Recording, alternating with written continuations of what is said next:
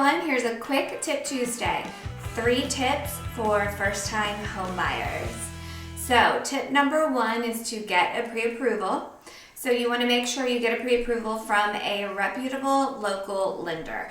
I've seen people call the 1-800 numbers or go online and someone from Texas gives them a pre-approval and they drastically underestimate the closing cost. So a local lender will know what the local closing costs are, and in this area, unfortunately, it's on the higher end, like 5 to 6% of the sales price is the closing cost. So that can make a big difference on how much that you will be pre-approved for. When you get the pre-approval, it is not 100% that you will get the loan. I've had, unfortunately, especially with first-time home buyers, they get a pre-approval and then they go further into the process and they realize either there's something with their debt, something with their income, and they cannot get the loan for how much they wanted to get it for. And their dream home, unfortunately, no longer is there. And that's another reason why you want a reputable local lender, so that they don't overpromise in the beginning and then you go through all the stress and headache of going under contract on your dream home and then you lose it due to the loan. Something that is common with first-time home buyers is that lenders will approve you for more than you'd like to spend. So what you really want to do is not only get a pre-approval and see how much they will lend you, but also you want to really take a look at your monthly budget and budget out what you're comfortable with and what sort of payment, including taxes, insurance, as well as your principal and interest of your loan. And not to mention your utilities and all the other expenses that come along with home ownership.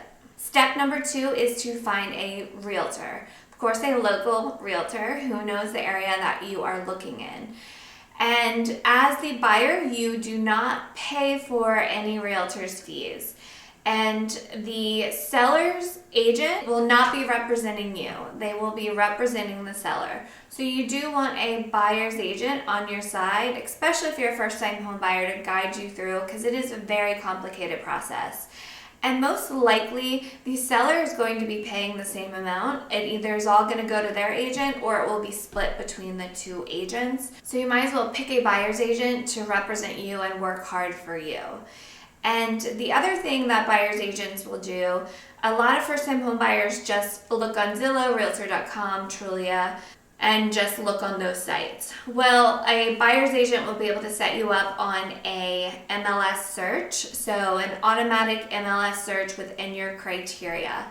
And that is really key in a hot market because you will get price changes and new listings right away as soon as they hit the market, because that is the system that we use to input listings. And then speaking of the MLS search, step number 3 is to figure out your must-haves in your search.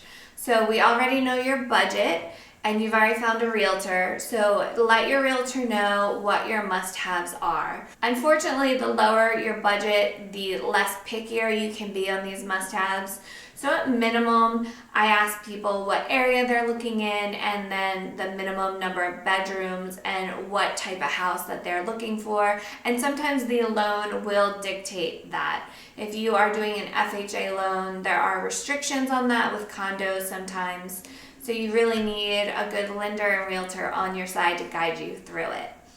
So those are the 3 steps to get started, and then after that you just go out and tour homes because you're ready to start looking, which is the fun and exciting part. I will put a link for you right here about how to tour homes, and also you can check out, there's a playlist for home buyers and tips for home buyers in your home search. So thanks so much for watching, and I will see you guys next Tuesday for another real estate tip. Thanks a lot.